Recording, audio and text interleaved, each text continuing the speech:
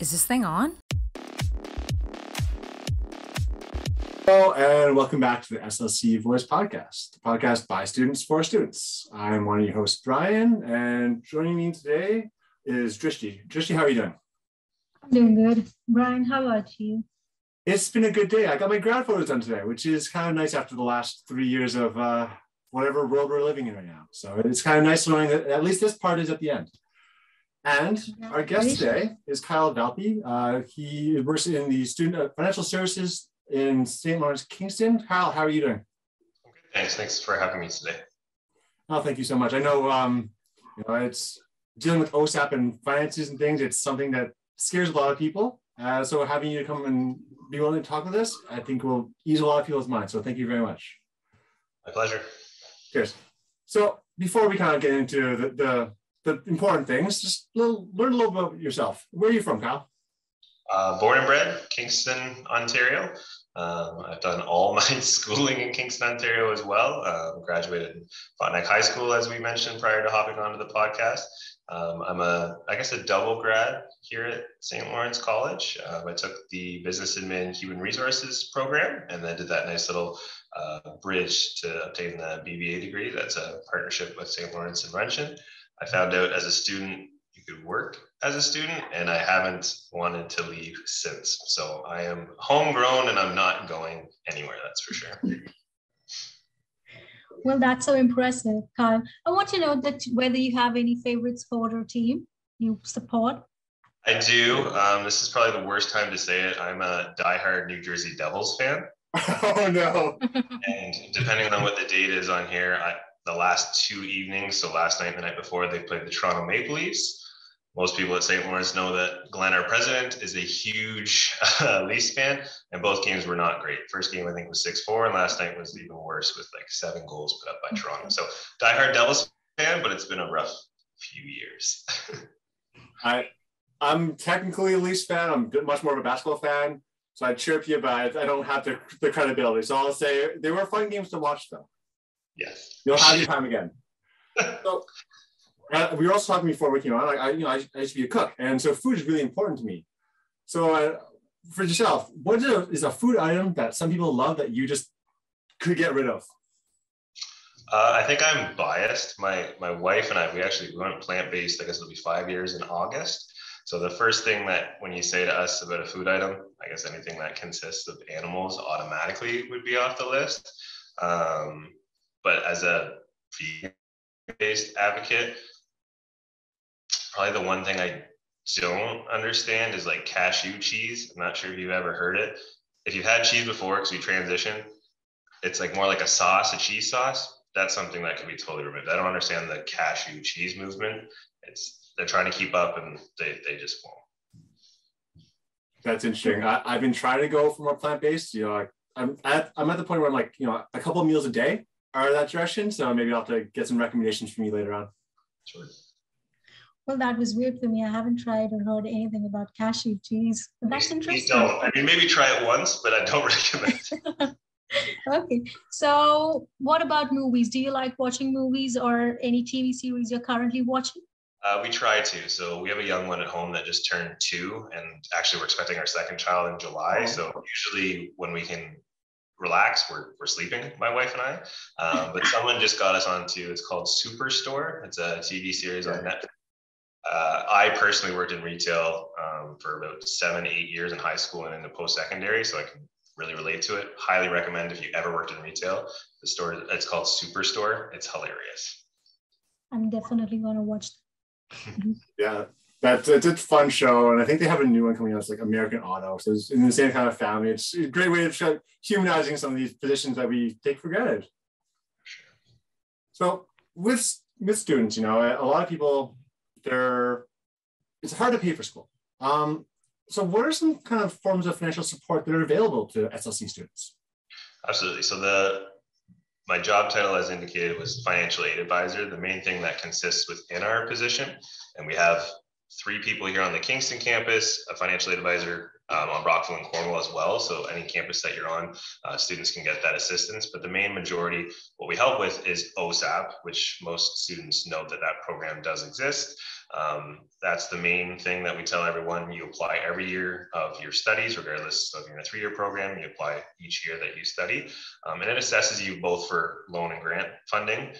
And we can probably get into more detail with that a little bit later. But first and foremost, the thing that we always say for students to look into is definitely OSAP, if you're eligible, because that's usually the best assistance across the board, especially from like a loan standpoint, consisting of some free money with grants as well. Over and above that, St. Lawrence, we also offer our own scholarship and bursary program.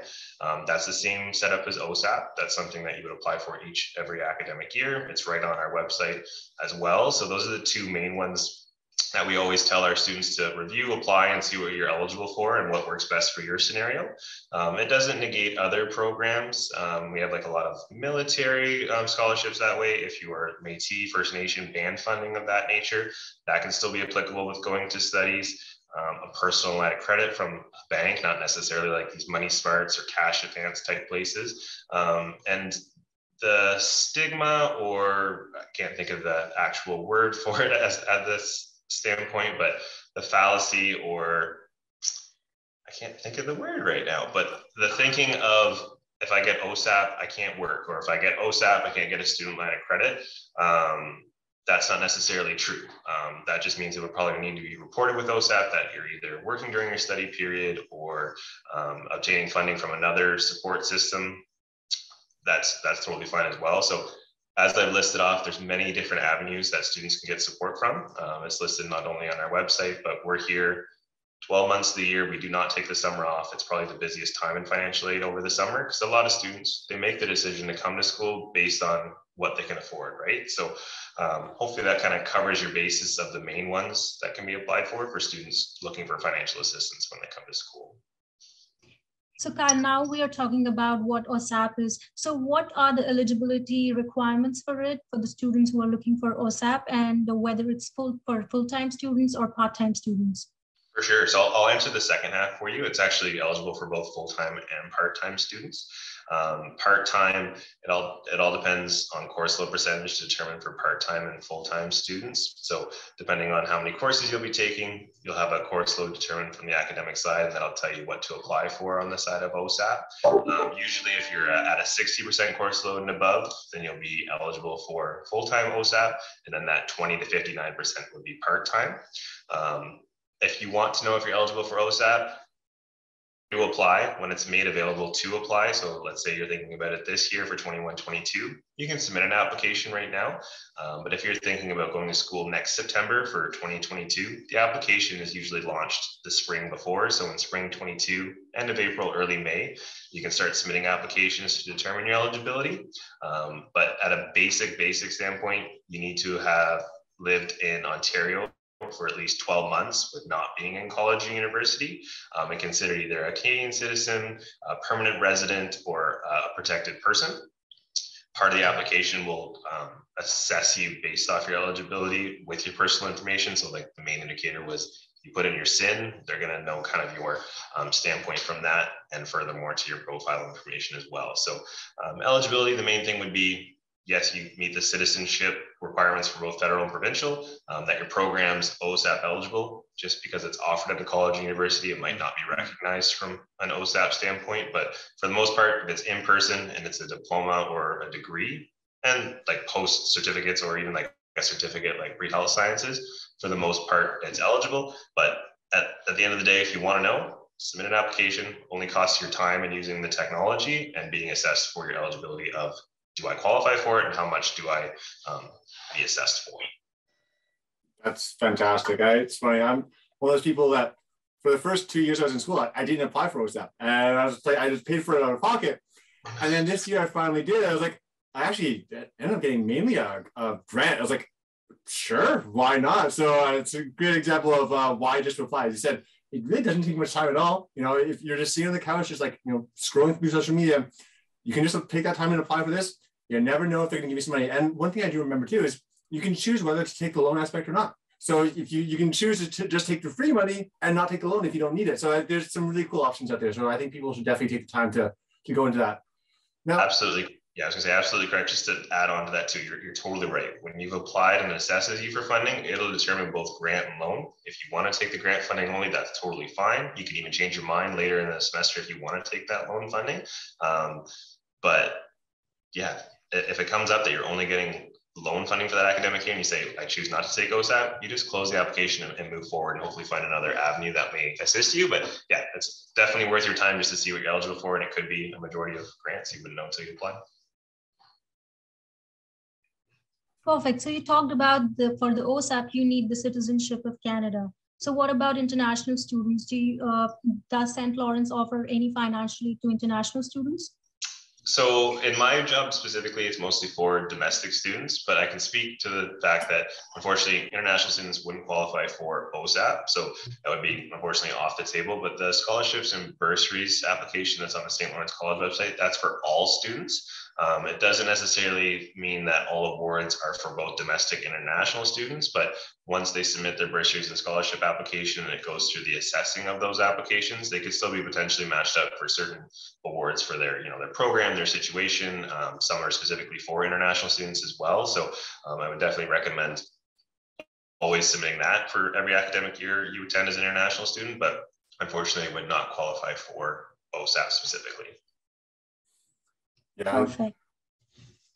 It's interesting. Drishti and I actually were both on the STA board as well, and we've recently been having some conversations about some of the scholarships and bursaries, and we did notice that some of them are for people that are currently residents. So unlike the citizenship, which is a different thing, like residents are as long as you're in Kingston and Ontario for a year, so that a lot of the scholarships are available. So it's not one of those ones where just apply. You never know what you're going to get, people. So we talked about some kind of grants and bursaries and loans. What is the difference between like a bursary and a loan? So from an OSAP standpoint, you'll get assessed for a total amount of funding, and it'll show you the breakdown of how much is grant and how much is loan. Grant is the best kind of money, which is free money. That's non-repayable money, which is obviously the best kind of money. As long as you're academically successful and don't withdraw from your program, you're not on the hook to pay that back. Whereas the loan portion is something that does need to be repaid back when you're done your studies. You're not forced into repayment until 6 months after being done your studies. So like if you graduate in April, usually don't start till October, November. During your studies and that 6 months after you complete your studies, it remains interest free, but it starts to incur interest more or less as soon as you enter repayment in October, November. But with all that being said, if you're in a position that maybe you received the loan, you didn't necessarily use it, you put it in a savings account, you can pay it back at any point in time. You don't need to make a payment and wait until that October, November. As soon as you get it, you can pay it back. As soon as you've done your studies in April, during that non-repayment period, you can do that as well. Whatever is best for the student in that category. So Kyle, I wanted to know, how can students keep track of their application? With OSAP specifically? Mm-hmm. Absolutely. So it's gotten a lot better in the last few years. I've been an OSAP now for, I think, probably close to 5 or 6 years. Right before I came in, they were just kind of still transitioning from like paper. And by that, I mean like they still took paper applications, a lot of like supporting documentation. So like signature pages, or if you need to prove that you're married, or birth certificate. A lot of it was you handed it to us in the office.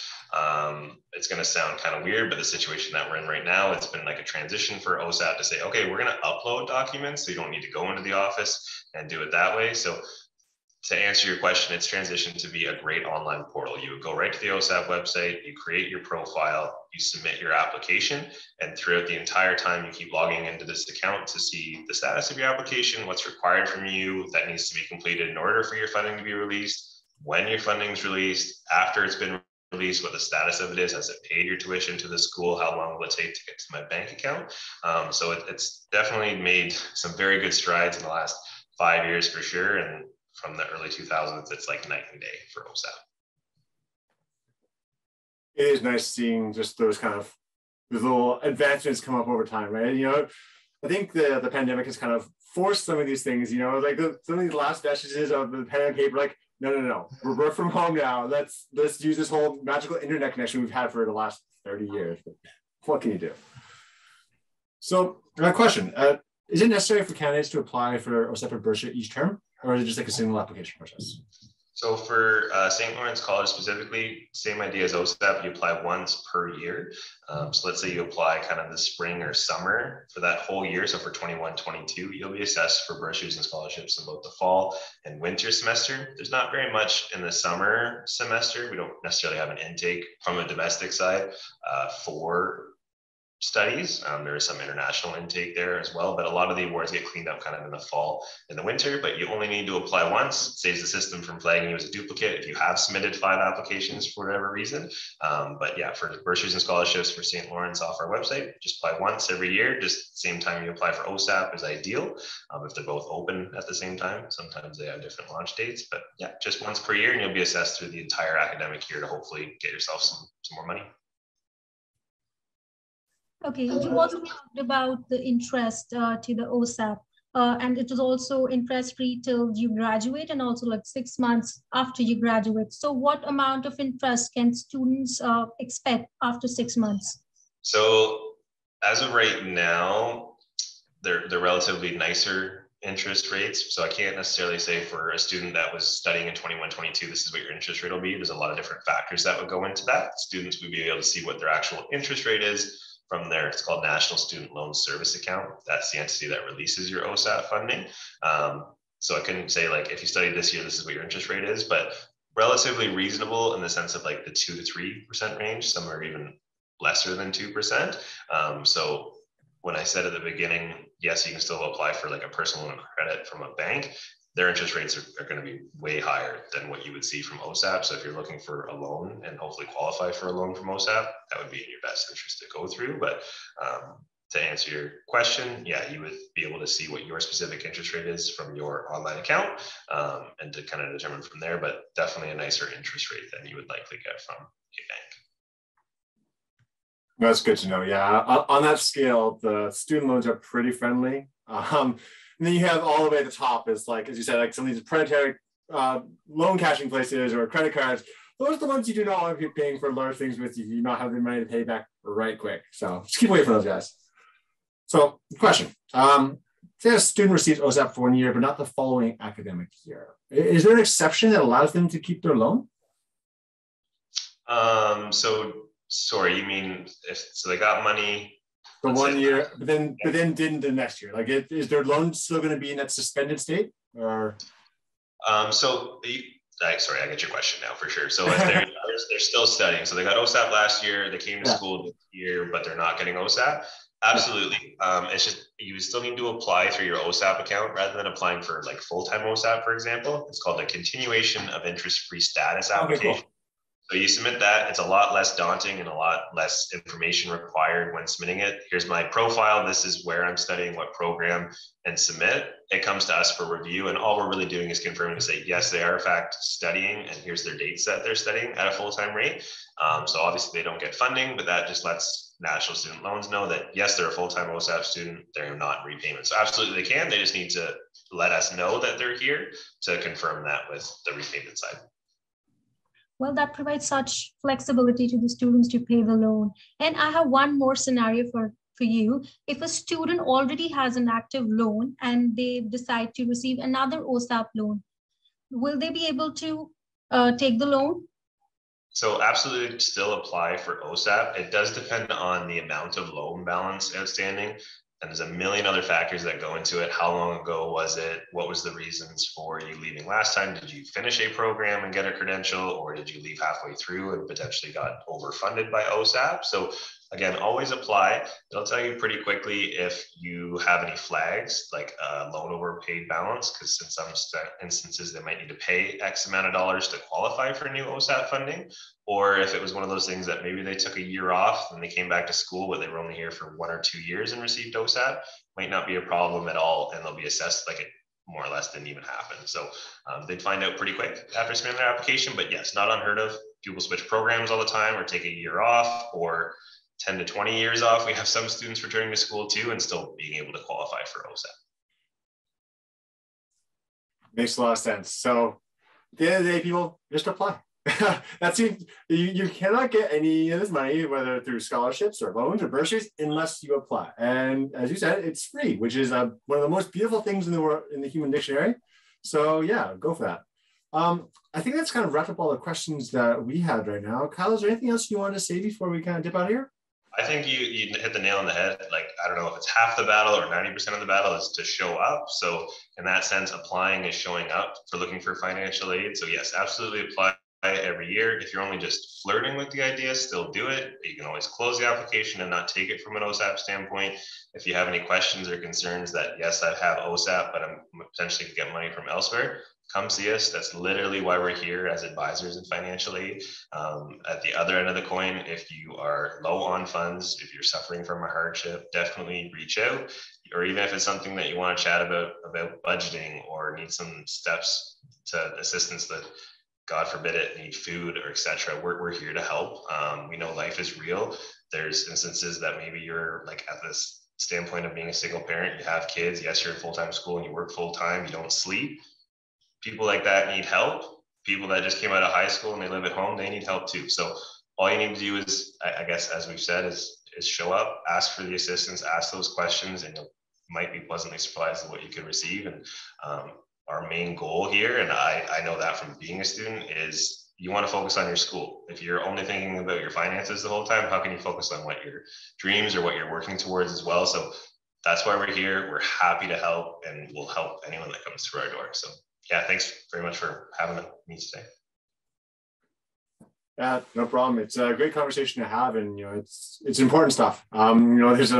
We're all trying to better ourselves, and St. Lawrence provides that beautiful opportunity to do so. And you coming on here, I think is going to help a lot of people, which is fantastic. We're actually speaking to what you said about some of the hardship things. The SA also does have some programs like that too. So it's same kind of thing. Like we have some food bank resources and things along that nature. So if you're in that position, there are methods to help, but people cannot unfortunately read your mind in these circumstances. So sometimes it does require that first step, but then people are going to help you along the path, and that's what we're here for. Trish, is there anything else you would like to say before we dip out?